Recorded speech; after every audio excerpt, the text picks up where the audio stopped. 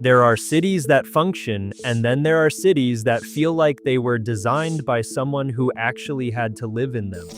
Switzerland sits firmly in the second category. 10 ideas, 1 country, and honestly, after this list, you'll be annoyed your city hasn't figured these out yet. Number 10, street fountains with drinkable water on every corner. I've traveled enough to know that finding clean drinking water in a city usually means buying a plastic bottle or hunting down a cafe. Switzerland has placed fountains everywhere. Actual drinking fountains on street corners, in parks, outside train stations, built into historic stone walls, flowing with clean, cold, tested, genuinely drinkable water. Geneva alone has over 100 of them.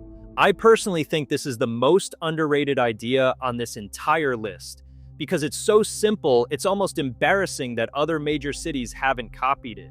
It cuts plastic waste, keeps people hydrated, and makes the city feel hospitable rather than like a place trying to squeeze money out of you at every turn.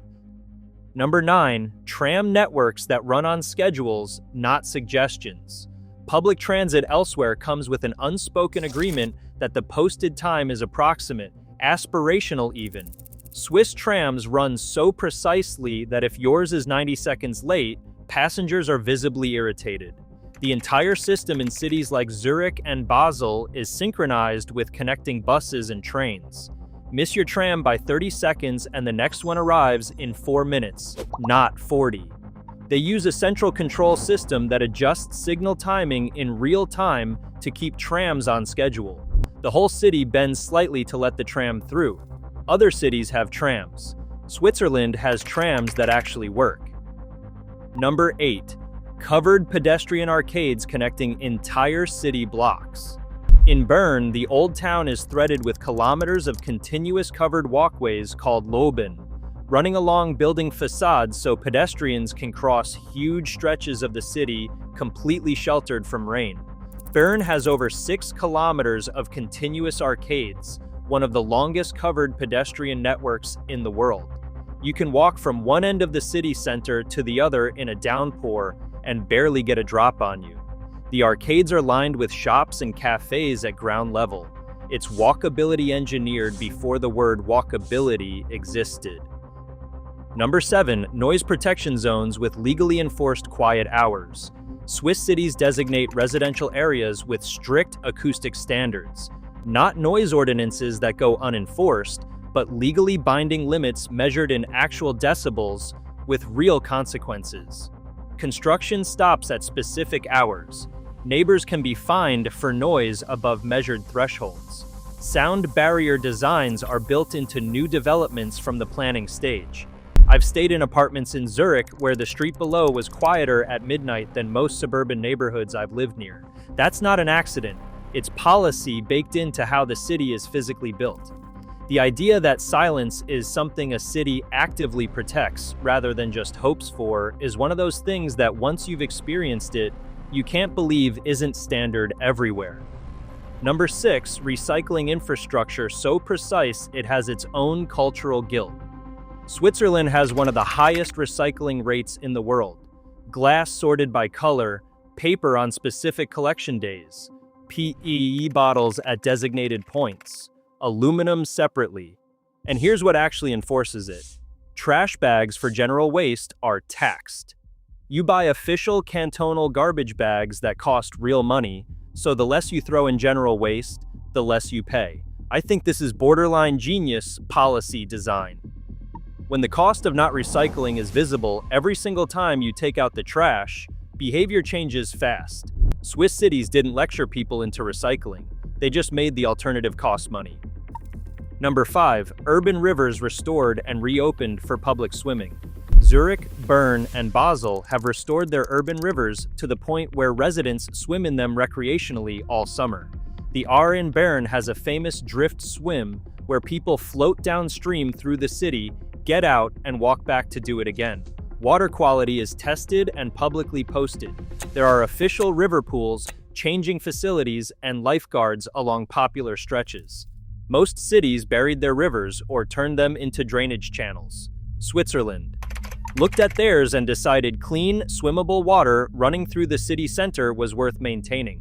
Now it's a defining feature of Swiss urban life. Free, natural, and genuinely extraordinary. Number 4. Legally mandated bomb shelters in every residential building.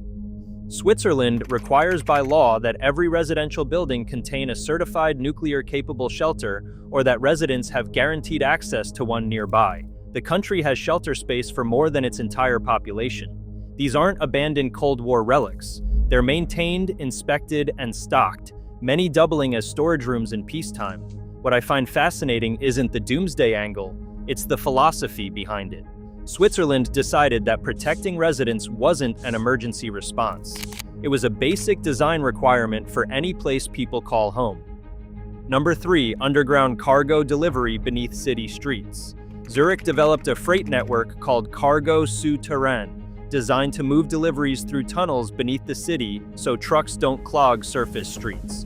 Goods travel in automated underground containers and surface only near their destination. The goal is to remove a massive chunk of delivery vehicles from city streets entirely. I personally think future generations will look back at delivery trucks crawling through city centers the way we look at open sewers running down medieval streets. Obvious in hindsight, ridiculous that we tolerated it so long. Switzerland didn't wait for that hindsight. They started digging. Number 2. Walking school buses replace actual buses. Swiss children walk to school, but not alone.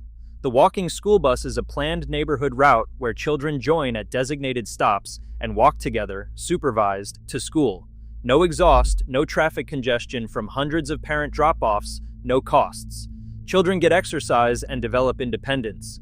Parents rotate supervision. Cities design routes around safe crossings. The Swiss solution to school transport is just teaching children that cities are navigable on foot because they design cities to actually be navigable on foot. Number 1. One ticket for the entire country's public transport.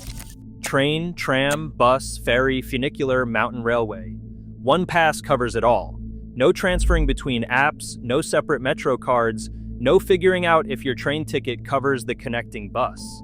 The Swiss Travel Pass works across every operator and every mode of transport nationwide.